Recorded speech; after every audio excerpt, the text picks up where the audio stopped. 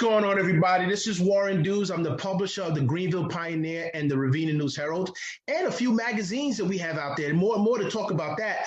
But this is part of our communication series, and this is our series that when we communicate and talk to our readers, our advertisers, it's called our conversation series. And this right here is one of my good friends that I just met over the year. He's one of our major advertisers. He advertised with us. He's a good guy. Good guy. Who are you? Tell everybody who you are.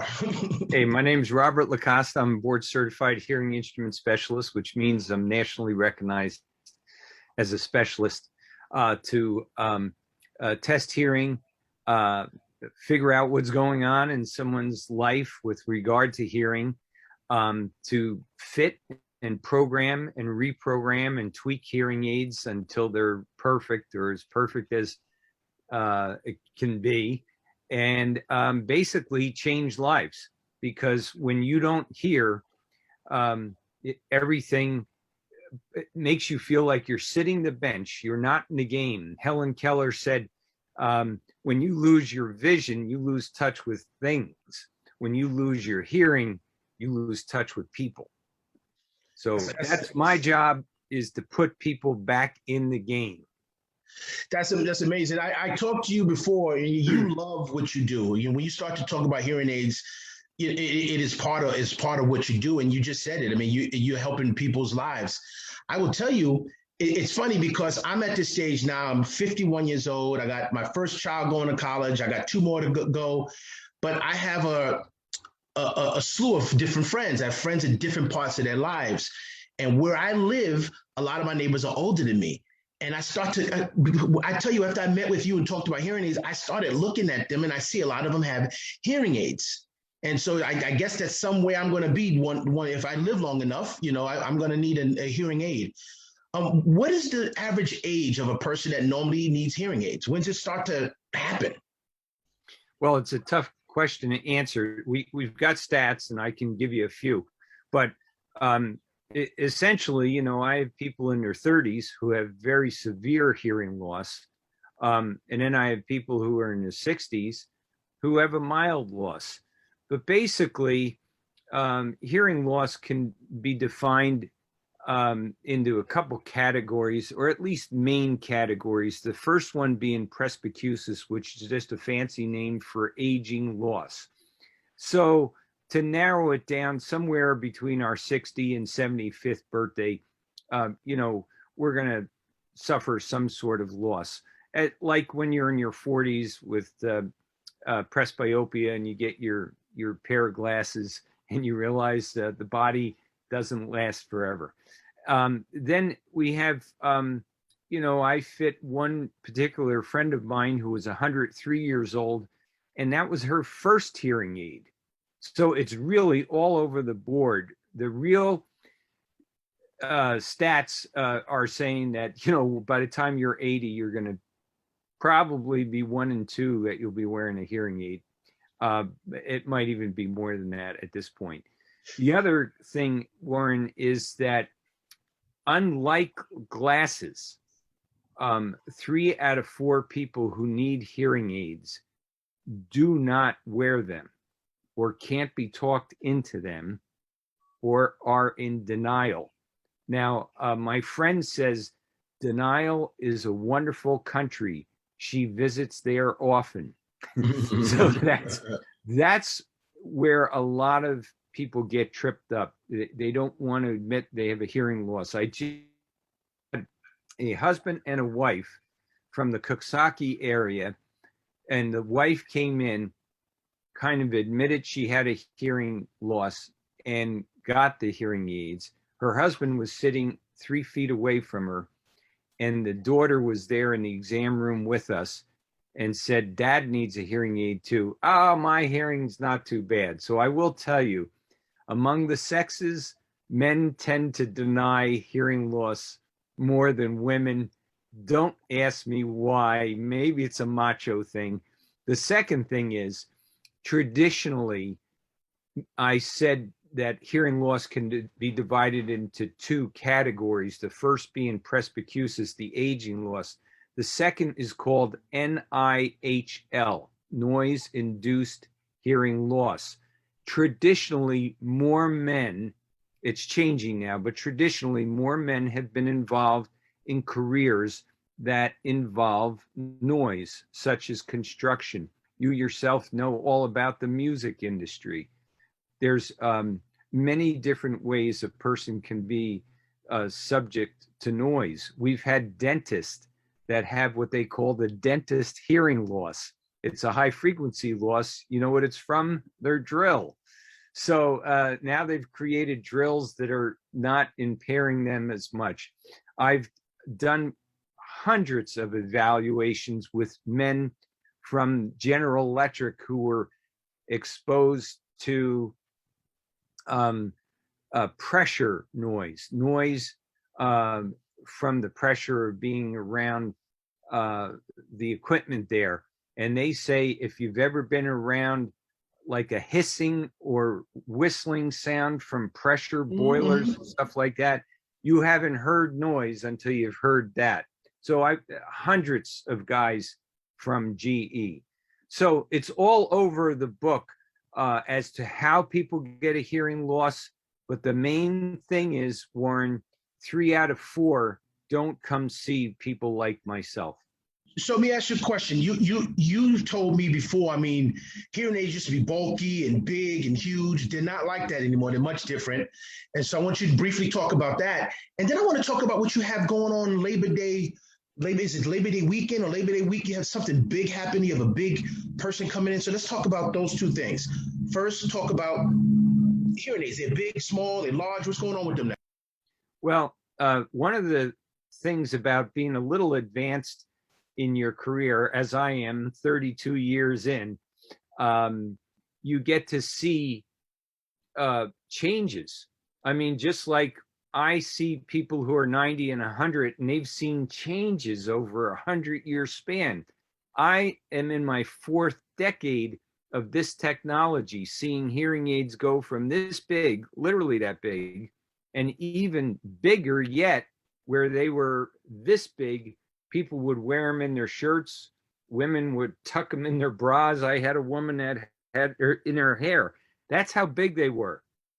When I've gone overseas to do mission trips in Africa or India or Mexico, we see the children with very severe hearing losses, and they still have to have big hearing aids. Today, a person can come in my office and have a hearing aid that's smaller.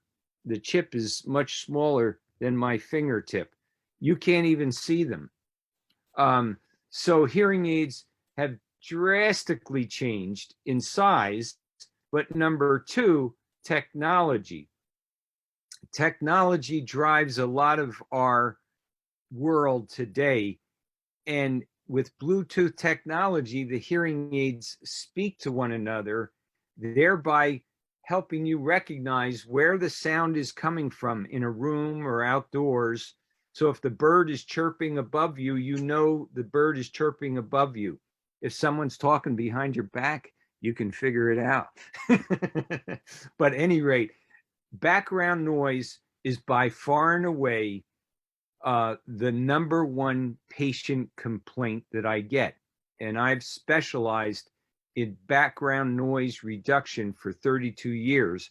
And now the technology has become so advanced, we now have an actual chip that recognizes 12 million sounds.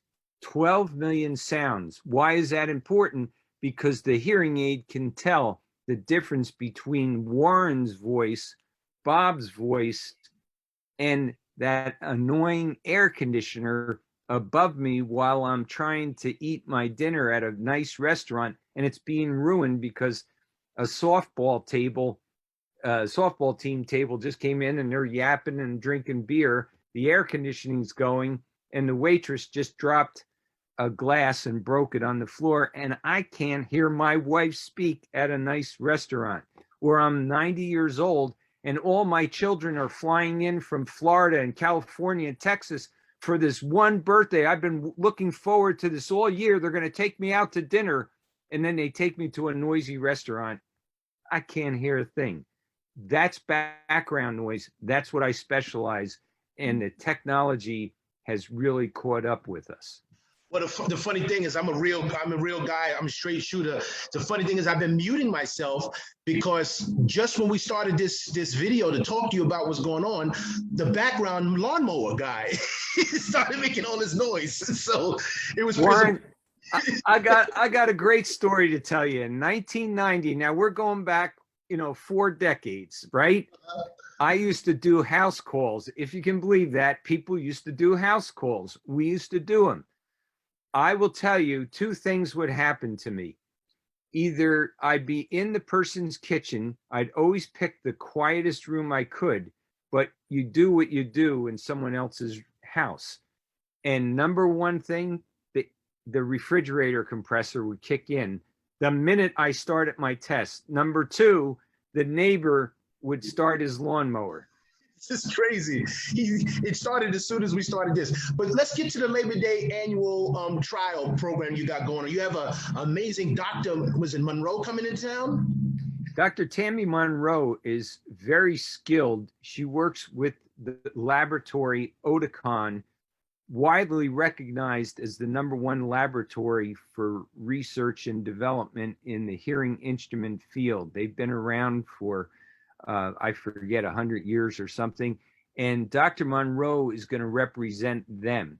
Now, one of the things that's interesting about Dr. Monroe is she has worked in clinical settings, and she works with people like me in private practice settings. So she has worked the gamut from, like a hospital setting all the way to a smaller office like myself, where I am the main practitioner. So why does this help her? Well, number one, it gives her a phenomenal ability to reach back in her memory banks in with regard to programming the hearing aids, discerning particular types of hearing loss. When you're in a hospital setting, you test one person after another. You get to see different test results, what they call audiograms. So she's seen all types of audiograms. I myself have probably tested 10,000 people in my career, maybe more, but that's the advantage of having someone like Dr. Monroe come in. She's seen an awful lot of audiograms. And how that helps, Warren, is when a person, just like any other part of our anatomy, no 2 injuries or disabilities are the same. So she has a phenomenally wide range of experience with different types of audiograms, as do I. And when we put our 2 heads together, we're pretty confident we could probably solve anything anybody wants. Number 2 is that people tend to think I have to go to Johns Hopkins or Mass Eye and Ear or wherever. And they don't realize that right in Coxsackie and Glenmont, which is where my 2 offices are, I'm dispensing the same hearing aids as Johns Hopkins does. So I know it's hard for people to believe, but they can go right down the road to my office and get the same technology that Dr. Monroe's laboratory offers. So I don't know if it kind of got disconnected. I don't know what's going on, but we're going to keep this thing going. We'll allow technology to be technology. So she's coming. What day she's coming, and what day she's going to be at your office? She's going to be there August 31st. That's a Tuesday, and our entire open house goes for about 2 weeks. We call it the annual Labor Day trial. Why do we call it a trial? Well, people would die to get into a trial, whether they have something as serious as cancer or something that's the latest invention for a wrist wrap. So in our field, technology is beginning to change fairly rapidly, and get very advanced. So the purpose of a Labor Day open house and trial is every Labor Day, we try to have people come in and actually try the hearing aids right in our exam room. So instead of trying to visualize what is a hearing aid going to sound like, they can actually, in the moment, know. And this trial helps break that barrier of denial or procrastination or fear or whatever it is to get into hearing technology. Dr. Monroe will be there on Tuesday, August 31st. If people want to meet with her, talk with her, because she represents Oticon. She's the actual representative audiologist for Oticon in the greater Albany region. So that's a wonderful opportunity for someone to talk to somebody from Oticon itself. So what office will she be at? Because you have two offices. She'll be at the Glenmont office on Tuesday, August 31st. Now, Warren, I have to tell you that we do everything by appointment. This is not a walk-in situation. It's a pretty serious situation. We take our time. We do a test. We take that test result. We put it into the computer. The computer spits out an algorithm that matches their hearing loss.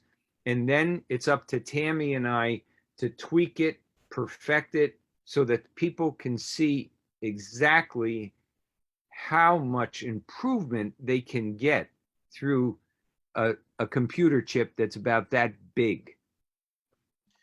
So Glenmont Plaza, Route 9W in Glenmont, New York. That's where that office is, correct?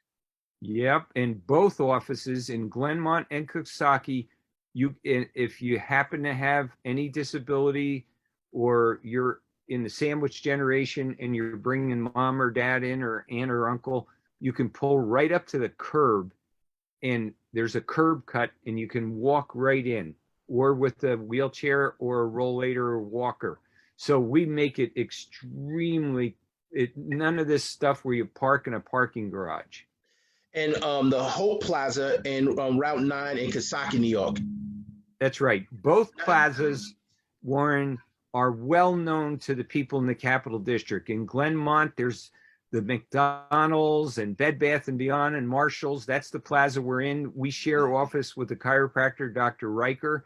In Coxsackie, we're in the same plaza as Tops Supermarket, YMCA, Albany Emergent Care. Everybody knows, across from Paul's Pizza, everybody knows our plaza, the Hope Plaza. And right around the corner from Simone's, which is some good food. Some good food. Good friend. Yes, our good friend over there. So anyway, listen, I appreciate you, man, taking the time. I want everybody to know about your Labor Day event. I appreciate you as an advertiser, but I appreciate you more as a friend. You really care about what you're doing. And this thing that I do is get to know. I wanted people to get to know you, get to know more about you. And so just before we go, give everybody the phone number and email where they can reach you. Okay. The area code 518-435-1250. You can read our Google reviews, and the email would be info@Heart Ear Boutique. And the name of my practice is Heart Ear Boutique. Awesome. That's 518-435-1250. 518-435-1250. Name of the company is Heart Ear Boutique Hearing Aids. So thank you so much, Dr. LaCosta. I appreciate you taking the time to speak to us. And everybody, come by and visit him and talk to him soon. Yeah, and just call me Bob. No titles necessary. And also, I just want to reiterate that everything is by appointment. We don't like anybody to have to wait in the waiting room. We like to joke that our tagline is, we have 30 years experience, not 30 chairs in the waiting room. Awesome. I appreciate it.